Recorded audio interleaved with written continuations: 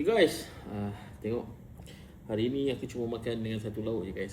Kenapa guys satu lauk? Aku nak buktikan dengan korang dengan adanya sambal ikan bilis ni guys. Nampak? Dia boleh jadi sedap kau punya makanan kau. So satu lauk je, cuma kepala ikan je guys. Aku ada kepala ikan ni. Ni kepala ikan mancing. Okay guys. Bismillahirrahmanirrahim. Sambal ni kau boleh bawa pergi kerja tau.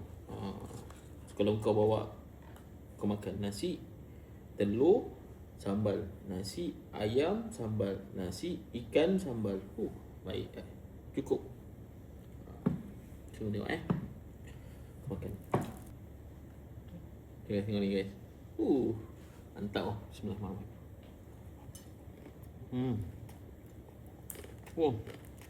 Memang cukup sedap. Letak kicap lagi sedap. Kalau kau tambah kicap lagi sedap. Ya, kicap. Rangup memang susah aku nak terangkan dengan korang.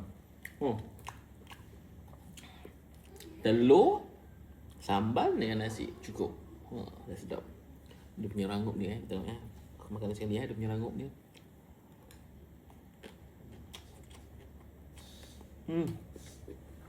Nampak? Okey, siapa yang nak dapatkan sambal ikan bilis ni daripada Niigata, boleh cakap.